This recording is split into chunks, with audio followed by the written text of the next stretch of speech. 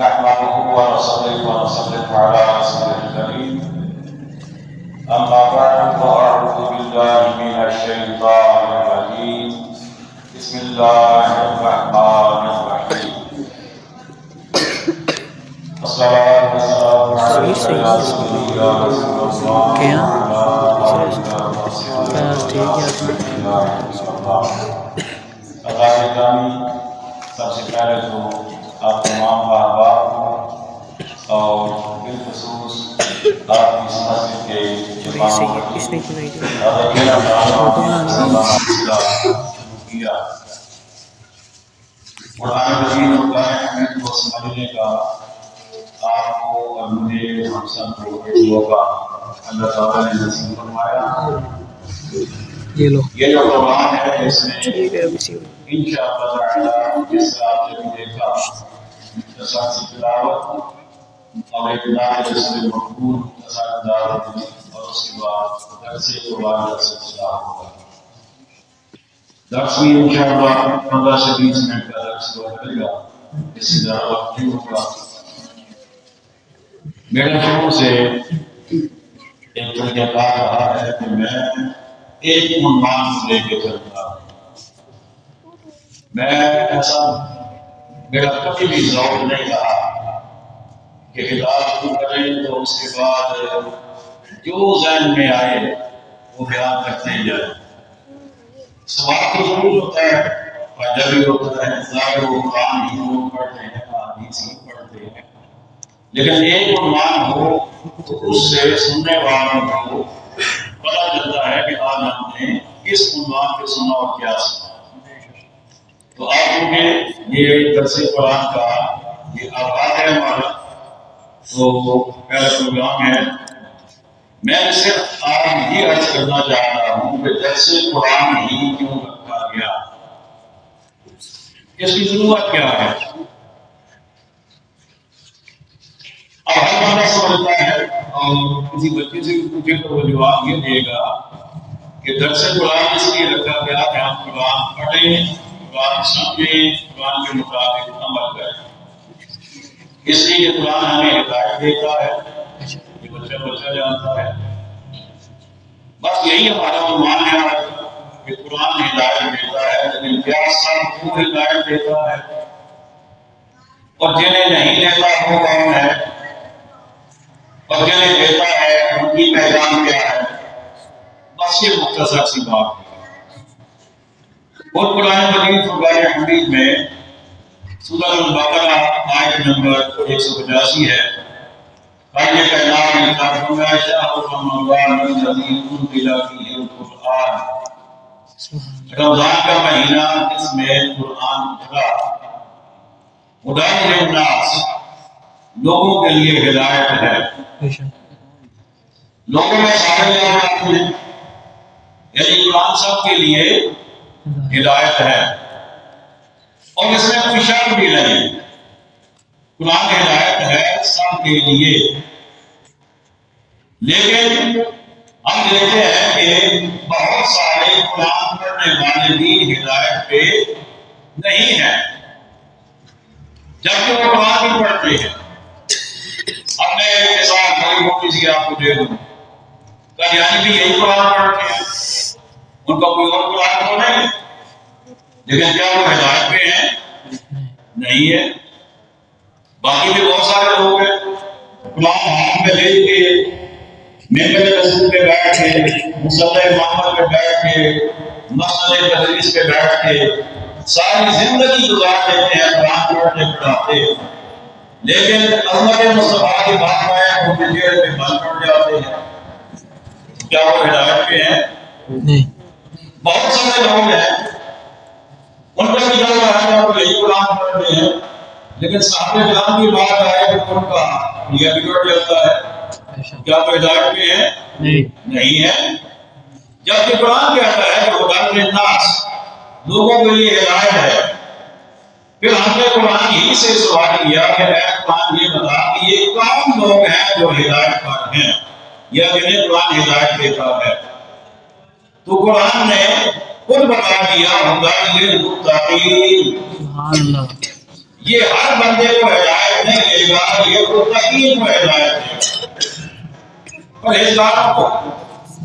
اب بڑا دلچسپ سا سوال یہاں پہ پیدا ہوتا ہے کہ پرہیزگار تو پہلے ہی پرہیزگار ہے، اسے ہی قرآن ہدایت دے رہا ہے، تو جو پرہیزگار نہیں ہے ضرورت تو اسے تھی۔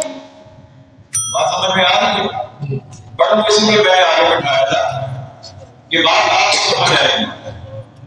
بھائی وہ جو متقی ہے، پرہیزگار ہے، وہ تو پہلے ہی ہدایت پہ ہے، تبھی تو اسے ہدایت پہ وہ متقی بنا ہے۔ چاہیے تو یہ تھا کہ ہدایت اسے ملتی تو متقی نہیں ہے، لیکن ہم نے قرآن سے جب پوچھا نا متقین کی پہچان کیا ہے، ان کی صفات کیا ہے، تو قرآن نے ہمیں بتایا کہ متقین وہ نہیں ہوتا جو نمازیں پڑھتا ہوا نظر آئے، جو روزے رکھتا ہوا نظر آئے، جو زکات دیتا ہوا نظر آئے، بلکہ قرآن نے پہچان بتائی ہے۔ فرمایا الذین یؤمنون بالغیب، متقی وہ ہے جو بے دیکھے ایمان لائے۔ اللہ کو ہم نے دیکھے نہیں دیکھا، مانتے ہیں نا، انبیاء کو ہم نے دیکھے نہیں دیکھا، جنت کو دیکھے، دوزخ کو دیکھا ہے، گزشتہ آسمانی کتابوں کو تصدیق حالت میں، تو ہم نے ان چیزوں کو نہیں دیکھا، لیکن ہم ایمان لاتے ہیں۔ پہلی پہچان یہ، ان کی پہلی پہچان یہ الذین یؤمنون بالغیب، یہاں تک اس نے پہچان کیا، میں یقینون الصلاۃ، وہ نماز قائم رکھیں، نماز قائم رکھیں، یہ نہیں کہ نماز پڑھیں، پڑھنا ہو رہا ہے، قائم رکھنا ہو رہا ہے۔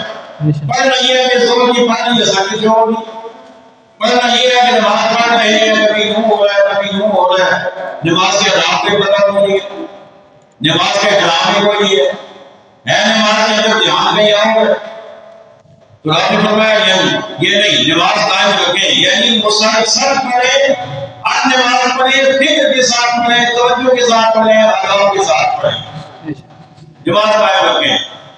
وَمِمَّا رَزَقْنَاهُمْ يُنْفِقُونَ، اور ہماری دی ہوئی روزی میں سے واجب راہ میں اٹھائیں، یعنی اللہ نے جو رزق دیا اس میں سے اللہ کی راہ میں خرچ کریں، چاہے وہ زکات کی صورت میں کریں، چاہے صدقہ و خیرات کی صورت میں کریں، چاہے کسی یتیم بیوہ مسکین کی مدد کر کے کریں، لیکن جب بھی اللہ کے نام پہ خرچ کرنے کا موقع ہے تو وہ اپنا ہاتھ پیچھے نہ کریں۔ وَالَّذِينَ يُؤْمِنُونَ بِمَا أُنزِلَ إِلَيْكَ، اور وہ کہ ایمان لائے اس پر جو غیر محبوب تمہارے طرف ہوتا ہے، یعنی قرآن مجید، قرآن پر ایمان لائے، وَمَا أُنزِلَ مِن قَبْلِكَ، اور جو تم سے پہلے اترا، یعنی قرآن رسول دین جو پہلے کتابیں نازل ہوئی ان پر بھی وہ ایمان رکھیں، وَبِالْآخِرَةِ هُمْ يُوقِنُونَ، اور آخرت پر بھی یقین رکھیں۔ یہ متقین کی اللہ نے پہچانیں بتا دی۔ اب کتنی پہچانیں کون سی؟ پہلی غیر پر ایمان لائے، دوسری نماز قائم رکھے، تیسری اللہ کے دیے ہوئے پیسے خرچ کریں، چوتھی قرآن مجید پر ایمان رکھے، اور پانچواں قرآن سے پہلی کتابوں پر ایمان رکھے، اور چھٹا آخرت پر ایمان رکھے۔ 6 پہچانیں آپ نے بتا دی، اور جو ان پر ایمان رکھے ان کے بارے میں ہم نے فرمایا اولئک علی ھدی من ربہم، وہی لوگ اپنے رب کی طرف سے ہدایت پر ہیں، واولئک ھم المفلحون، اور وہی مراد کو پہنچنے والے ہیں۔ یہ متقین ہے۔ ایک بندہ نمازیں پڑھتا رہے، لیکن جب غیب کی بات ہے تو نہیں، وہ دوسرا پتہ نہیں ہے یا نہیں ہے، اور پتہ نہیں ہم نے تو دیکھی کوئی نہیں ہے، یعنی ایک چیز بھی اس میں سے اگر وہ اس کا ایمان نہیں تو وہ متقین میں شامل نہیں ہے۔ اچھا، اب اس کے بعد اگلی بات یہ ہے کہ قرآن کیا سب کو ہدایت دیتا ہے؟ پہلے قرآن نے کہا کہ قرآن انسانوں کو، لوگوں کو ہدایت دیتا۔ ہم نے پوچھا کون سے انسان؟ قرآن نے بتایا یہ متقی۔ بات واضح ہو گئی۔ اب اگلی بات یہ کہ کیا سب کو ہدایت دے گا؟ تو غیر متقین کو پہلے ہی اس میں سے نکل گئے، انہیں ہدایت نہیں ملے گی۔ اب ایک اور انداز سے ہم نے قرآن سے پوچھا تو قرآن نے کہا یضل بہ کثیرا ویہدی بہ کثیرا۔ قرآن اللہ فرماتا ہے اللہ بہترینوں کو اس سے گمراہ کرتا ہے، کس سے؟ قرآن سے. یعنی پڑھتے قرآن ہے لیکن قرآن پڑھ کر گمراہ ہوتے ہیں. اور پھر وَيَهْدِي بِهِ كَثِيرًا، اور کثیروں کو ہدایت فرماتا ہے اسی قرآن کے ذریعے. اب کوئی بندہ سوچ سکتا ہے کہ قرآن پڑھ کر کو کیسے گمراہ ہوتا ہے؟ قرآن تو ہے ہی ہدایت، تو قرآن پڑھ کے کیسے گمراہ ہوگا؟ قرآن پڑھ کے ایسے گمراہ ہوگا کہ ایک جگہ سے قرآن پڑھے، اسی کی وضاحت دوسرے مقام پر قرآن نے جو کیا ہے اسے چھوڑ دے، وہ بندہ گمراہ ہو جائے گا. آدھا پیغام سے پڑھا، آدھا سے جوڑ دیا، ایک جگہ سے پڑھا دوسری جگہ سے یہاں سے پتہ ہی نہیں ہے، اگر پتہ ہے تو وہ بتا نہیں رہا، لوگوں کو چھپا رہا ہے، تو وہ بھی ہدایت نہیں پائے گا بلکہ گمراہ ہوگا. یا یہ ہے کہ پڑھ تو قرآن رہا ہے لیکن مفہوم اپنی مرضی کا بیان کر رہا ہے، اپنے دل میں جو اس کے ایک خیالات پکے ہو چکے ہیں، جو نظریات سے باپ دادا سے کہیں سے ملے ہیں، وہ ان کو چھوڑ نہیں رہا، اس لیے اپنی مرضی کی کر رہا ہے، قرآن کی مرضی سے نہیں کر رہا. نہ حدیث کو سامنے رکھ رہا ہے، نہ صحابہ کی اقوال کو سامنے رکھ رہا ہے، نہ صحابہ کے عقائد کو سامنے رکھ رہا ہے، اپنی مرضی کی تشریحات کر رہا ہے. اور وہ بھی قرآن کہتا ہے کہ وہ بھی قرآن پڑھ کے گمراہ ہو رہا ہے. اور بہت سے لوگوں کو قرآن ہدایت نہیں دیتا ہے. اچھا پھر اگلا سوال یہ ہے کہ قرآن جن کو ہدایت نہیں دیتا ان کی کوئی پہچان تو ہوگی نا، وہ کون ہے جنہیں قرآن ہدایت نہیں دیتا؟ اسی آیت میں اللہ نے فرمایا وَمَا يُضِلُّ بِهِ إِلَّا الْفَاسِقِينَ، فرمایا کہ اللہ فاسقوں کو اس کے ذریعے گمراہ کرتا ہے. میں نے ترجمہ فاسق کا نہیں کیا، ترجمہ اسلام ایک حکم یا اللہ نے لکھا ہے، لیکن وہ تھوڑا سا مشکل مجھے لگا، میں نے فاسق کا لفظ ہی استعمال کیا کہ قرآن فاسقوں کو ہدایت نہیں دیتا بلکہ اللہ اس لیے فاسقوں کو گمراہ کرتا ہے. اب آئیے قرآن سے پوچھتے ہیں کہ فاسق کون ہوتا ہے؟ جو ہے سب جی فاسق کون ہوتا ہے؟ اسی آیت میں اللہ نے تین پہچانیں ان کی بتا دی. الذين ينقضون عهد الله من بعد ميثاقه، پہلی پہچان یہ ہے وہ جو اللہ کے عہد کو توڑتے ہیں پکا ہونے کے بعد. اللہ نے عہد کیا تھا پکا، وعدہ کیا تھا اللہ سے، لیکن اس کے بعد اسے توڑ دیا. اب وہ وعدہ کیا ہے؟ علماء مختلف اس کی تفصیلات کی ہیں. ایک تفصیل یہ ہے کہ اللہ نے عالم ارواح میں جو سب سے وعدہ لیا تھا اللہ کو بربکم، کیا میں پڑھا رہا ہوں، سب نے کہا بلا، ایسا کیوں نہیں، تو یہ ہمارا رب ہے. لیکن یہاں آگے کوئی یہودی ہو گیا، کوئی عیسائی ہو گیا، کوئی ہندو ہو گیا، کوئی سکھ ہو گیا، تو انہوں نے اللہ کے عہد کو توڑ دیا. وہاں عہد کے آئے تھے، یہاں آگے عہد کو توڑ دیا. اور بعض مفسرین نے یہ لکھا کہ اس سے مراد نبی کریم علیہ السلام کی تابعداری ہے. آپ پر ایمان لانا، آپ کی تابعداری کرنا. اب جن لوگوں نے تابعداری نہیں کی، ایمان ہی نہیں لایا، وہ بھی فاسق ٹھہرے. جنہوں نے ایمان پر قبول کر لیا لیکن آپ کے ادب کا، آپ کی عزت کا، آپ کے کرام پر انہوں نے دھیان نہ دیا، وہ بھی فاسق ٹھہرے. ان کی قرآن ہدایت نہیں دے گا. دوسری پہچان، اور یہ پہچان آپ نے اور میں نے سب نے یاد رکھنی ہے، اور میں سمجھتا ہوں ہم میں سے ہر کوئی کہیں نہ کہیں اس کا شکار ہے، کہیں نہ کہیں ہم اس میں اس پر عمل نہیں کر رہے. وہ کیا ہے؟ وَيَذْكُرُونَ مَا أَمَرَ اللَّهُ بِهِ أَن يُوصَلَ، اور کاٹتے ہیں اس چیز کو جس کے جوڑنے کا خدا نے حکم دیا. یعنی قطع نہیں کرتے ہیں. دو لفظ ہیں، دو اصطلاحات ہیں، ایک ہے صلہ رحمی، ایک ہے قطع رحمی. صلہ رحمی کا مطلب رشتوں کو جوڑنا، اور قطع رحمی کا مطلب رشتوں کو توڑنا. ہم میں سے کتنے ہیں جو رشتوں کو جوڑتے ہیں اور کتنے ہیں جو توڑتے ہیں؟ ہمارے یہاں یہ خاندان میں ایک بندہ کوئی ایک زندگی میں ایک کوئی بات کرتے نا ہمارے نظام کی خلاف، تو ہم ساری زندگی کے لیے اسے منہ نہیں گراتے. ہم کہتے ہیں وہ اپنے جگہ پہنچنے کا، ہم کو کسی سے کام ہے، ہم کو کسی سے لے کر کھاتے ہیں. بلکہ بات دو اور بندوں کی ہوئی کہ ہم نے ان کی لڑائی کو جاری کرتے ہیں، ان کو بھی آمد سے جلا کریں. ہمارا انداز تو یہ ہے. یہ قطع نہیں ہے. اور یہ قرآن کہہ رہا ہے ایسے لوگوں کو قرآن ہدایت نہیں دیتا. یہ فاسق ہیں، فاسقوں کو قرآن ہدایت نہیں دیتا. اور تیسری بات رب نے فرمایا وَيُفْسِدُونَ فِي الْأَرْضِ، اور زمین میں فساد پھیلانے والے بھی فاسق ہیں، انہیں بھی قرآن ہدایت نہیں دیتا بلکہ انہیں گمراہ کرتا ہے. فساد کیسے پھیلانا ہے؟ کسی کی زمین پہ ہمارا ہاتھ پڑے تو وہ اپنے قبضے میں، کسی کا پلاٹ اگر ہاتھ پڑے تو وہ اپنے قبضے میں، پٹواری یا جناب یا تحصیلدار اپنا دوست ہو جائے تو سب کی چیزیں اپنے نام پہ آتے جاؤ. زمین ایک ہے اور 10 بندے کشتی اٹھا کے پھر رہے ہیں، یہ تو میں نے لی ہے، یہ تو میں نے، یہ تو میری ہے، یہ تو میری ہے. بیچنے والے جو ہے وہ اگر 2-3 ماہ اس میں حصہ دار جو ہر مانا آپ اسے بیچ کے بیٹھا ہوا ہے. یہ فساد ہے.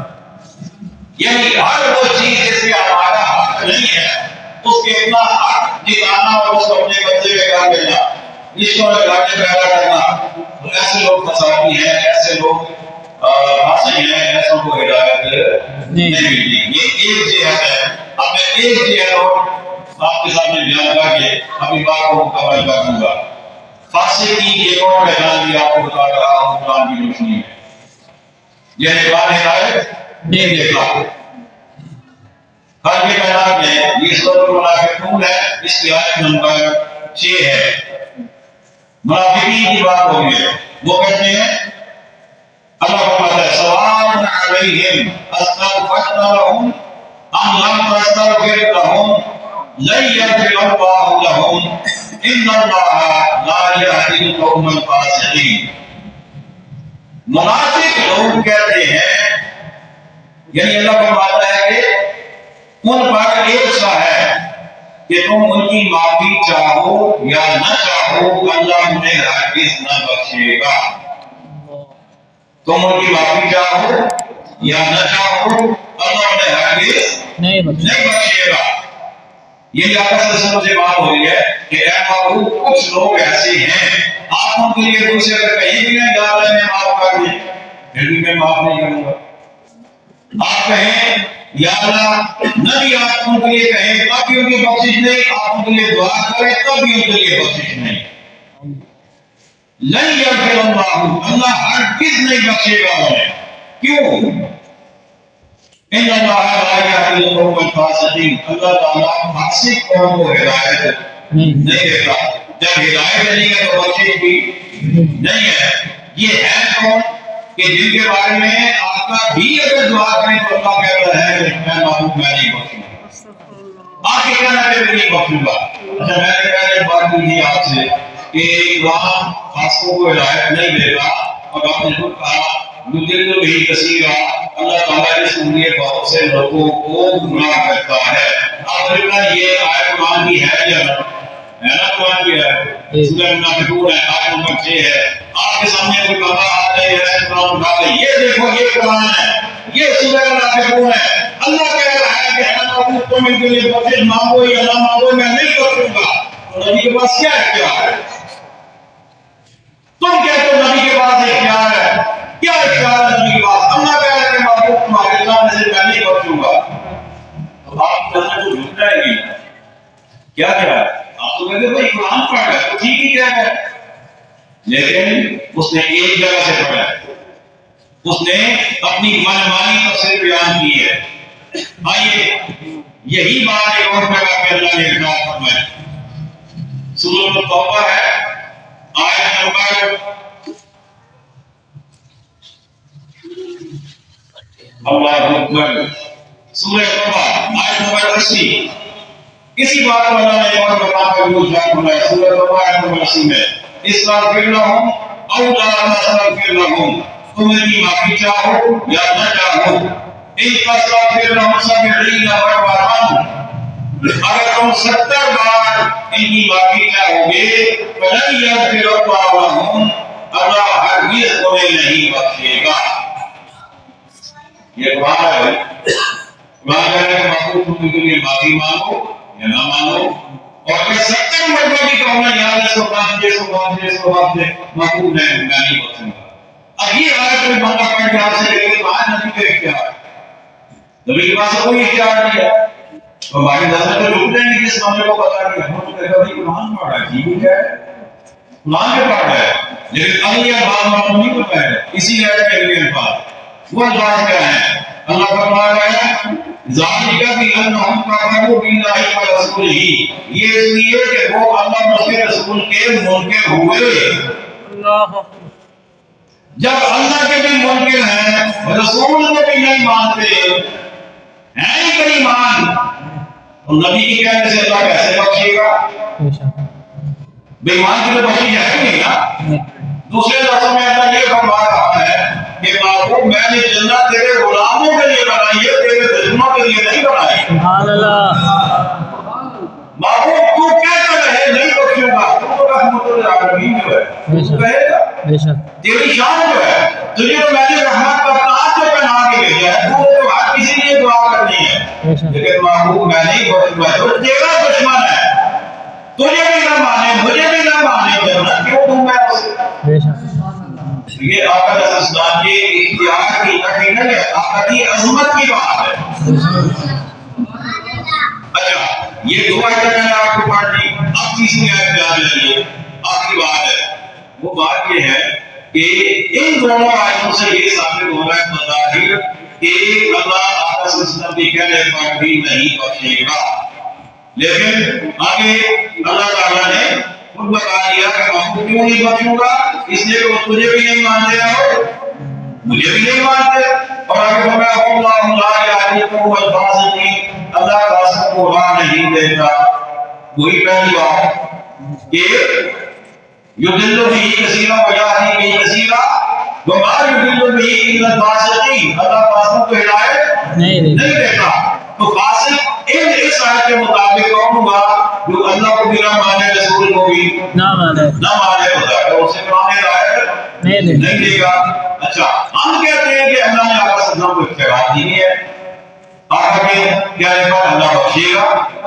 آپ اس بات فرمائیں گے نا ہمارا ایمان ہے نا تو اگر صرف انہی آیتوں کو ذہن میں رکھا جائے تو شفاعت کا تو وہ کنسیپٹ ختم ہو جائے گا جب اللہ آقا کے کہنے سے اللہ بخشے گا تو شفاعت میں کہاں نہیں لیکن نہیں شفاعت ہے آقا شفاعت فرمائیں گے اللہ بخشے گا اچھا بخشے گا پھر کیسے لیکن یا اللہ یہ غدار تو نہیں ہے نا گنہگار ہے غدار نہیں ہے اسے تجھے ناراض کیا اس نے تیرے حقوق میں کمی کی لیکن یا اللہ غدار نہیں ہے دل سے کبھی باغی نہیں ہوا نہ میری عظمت کے لیے نہ تیری عظمت کے لیے نہ دین کے لیے نہ اسلام کے لیے کبھی اس کے خلاف اس کے دل کی میں کوئی بات نہیں ہے تو یا اللہ گنہگار ہے یا اللہ سے وقت دے پھر اللہ کہتا ہے نواجہ اللہ اللہ کو ضرور پا لیں گے سبحان اللہ کون گنہگار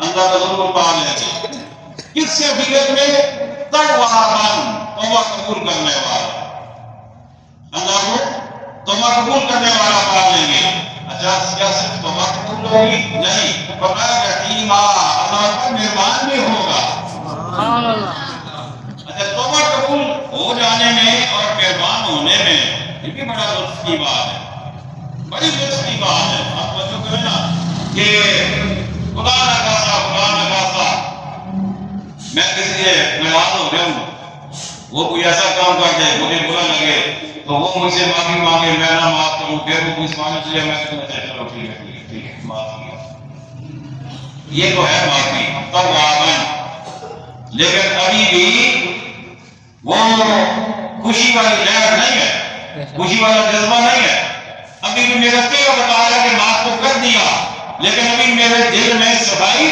نہیں آئی ابھی میں اس سے خوش نہیں ہوں چلو ٹھیک ہے جانے لیکن اگر میں دل سے معاف کروں گا میں تو آیا میرے پاس آؤں گلے لگاؤں گا سینے سے لگاؤں گا بلا تشبیہ و مثال اللہ اس سے بات سے پاک ہے لیکن رب فرما یہ رہا ہے کہ فقط معاف نہیں کروں گا مہربانی بھی کروں گا عنایت بھی کروں گا کچھ بھی ہو جاؤں گا سب کچھ معاف کر دوں سبحان اللہ یہ ہے کٹی بات اب دونوں میں نے آپ کے مقامات آپ کے سامنے پیش کر دیے کہ ایک جگہ قرآن دو مقامات میں نے پیش کیے اللہ کہتا ہے محبوب تو کہے گی تو معاف تو ان کے لیے معافی طلب بھی کرے نہیں معاف کروں گا نہیں کروں گا 70 بار کہے پھر بھی نہیں کروں گا اب جو بندہ صرف یہ آپ کو سنا دے اور یہ آیت نہ سنائے تو مجھے بتائیے وہ گمراہ ہوگا یا ہدایت پائے گا؟ گمراہ گمراہ ہوگا نا۔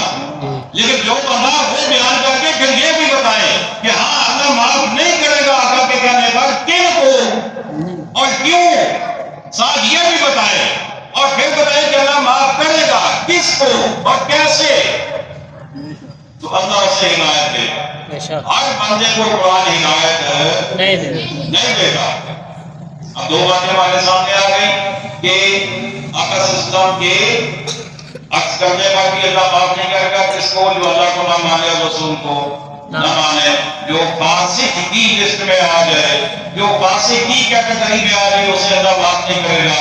اور دوسری بات ہمارے سامنے آ گئی کہ اللہ معاف کرے گا کہ جو محبوب کی غلامی کا پٹا اپنے گلے میں ڈال کر محبوب کے سامنے عزت و نیاز کرتے ہوئے، محبوب کو مناتے ہوئے، محبوب کی عظمتیں بیان کرنے والے گناہ بھی کرنے رب کہتا ہے محبوب تیرے پاس آ جائے معاملہ ہی حل ہو جائے گا۔ تو اسے دور نہ جائے، جو تیرے دربار میں آ جائے گا وہ میرے دربار میں آ جائے گا، تیرے دربار میں آ جائے۔ اچھا اب ایک آخری بات، وہ بات یہ ہے کہ ہر بندہ تو آقا کے دربار میں جا نہیں سکتا۔ اللہ نے کہا نا محبوب جا ہوگا تیرے پاس آ جائے، تو ہر بندہ تو جا نہیں سکتا۔ میری عمر 57 سال ہوئی ہے تو ابھی تک میں انتظار میں ہوں، اب پتہ نہیں نصیب میں ہے یا نہیں ہے۔ اور بھی کئی ایسے لوگ ہیں تڑپتے تڑپتے زندگی گزر جاتی ہے، تو جو نہ جا سکے وہ کیا کرے؟ تو اس کا جواب یہ ہے کہ آقا کا صلی اللہ علیہ وسلم کو اللہ نے حاضر و ناظر بنایا ہے۔ جب ہم نماز پڑھتے ہیں تو کیا کہتے ہیں؟ السلام علیکہ ایھا النبی ورحمۃ اللہ وبرکاتہ، کہ اے نبی تم پر سلام بھی ہو، برکت بھی ہو، رحمت بھی ہو۔ تو آقا کو اللہ نے حاضر بتایا ہے۔ جاؤ یہ غائب کا صیغہ کا حاضر کی ضمیر ہے کہ اے سننے والوں تم تو غائب ہو سکتے ہو، میرا محبوب غائب نہیں، وہ حاضر ہے۔ سبحان اللہ۔ تم اپنی بدعمالیوں کی وجہ سے، تم اپنی غلط خیالیوں کی وجہ سے تم تو غائب ہو سکتے ہو، لیکن کا ضمیر استعمال کر کے رب نے کہا محبوب موجود ہے۔ تو تم جہاں بھی ہو، چاہے اپنے گھر میں ہو، چاہے مسجد میں ہو، چاہے مدرسے میں ہو، آقا نے اسلام کو اپنے ذہن میں، تصور میں، خیالات میں بس یوں سمجھو کہ آقا تشریف فرمایا میں آپ کی برگاہ میں حاضر ہوں، اور عرض کریں یا رسول اللہ مہربانی فرمائیے، گناہگار ہوں، خطاکار ہوں، میرے لیے سفارش کر دیجیے اللہ کی برگاہ میں۔ جہاں بھی ہے تو اللہ تعالیٰ معاف کر دے گا۔ اللہ گرامی یہ آج کا مختصر سا درس تھا۔ انشاءاللہ میں ٹاپک بازی کروں گا، میری عادت ایسی ہے، مجھے وہ ادھر ادھر سے دائیں بائیں سے وہ کچھ میری عادت نہیں ہے۔ اللہ کی ہمیں عقائد صحیح اور ہمارے سارے بھی توفیق عطا فرمائے۔ آپ جیسے آگے پروگرام پر مناسب